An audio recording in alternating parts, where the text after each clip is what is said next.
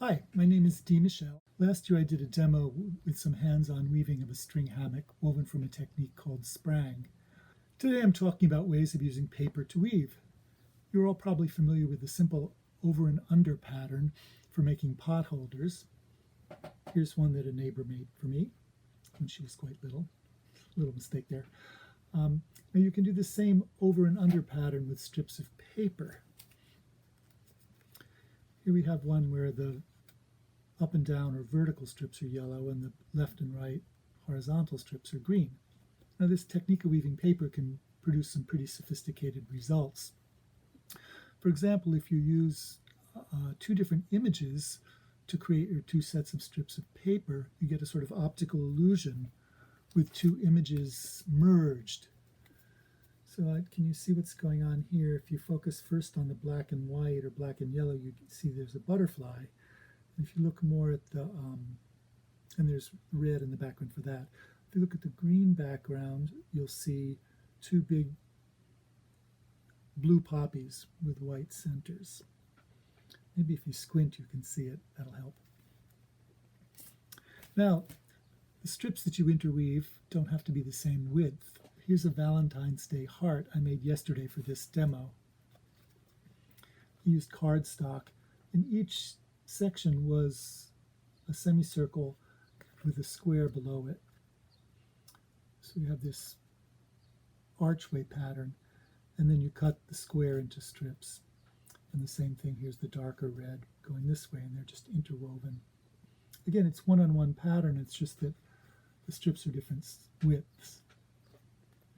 Now, if you want to get really fancy, you can use a technique called tessellation in origami to make the strips.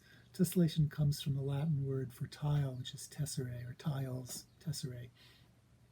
So here's a solid one strip with white paper, white showing, where you get diamonds. There we go with the shadows. You can see what's going on. It's sort of flat but 3D, like a bas-relief.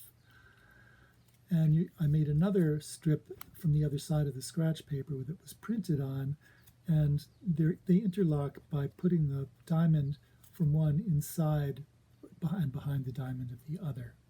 So here's an example of a 4x4 image where I've got the whites going up and down or vertical, and the blues going left and right or horizontal.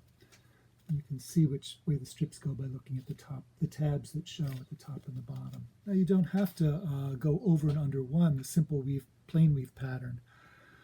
Twill is produced by going over two and under one. So I made a twill pattern here where the yellows are going left to right, over two and under one.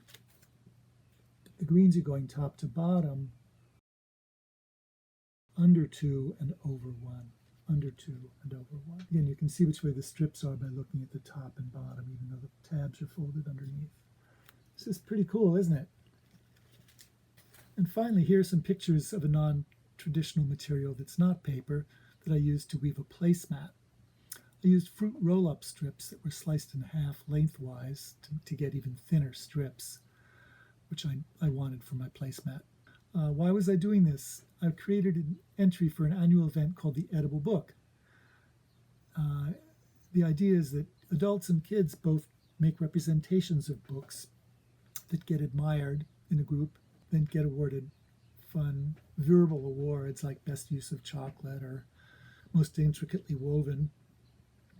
And the books then get admired, awarded, and then eaten.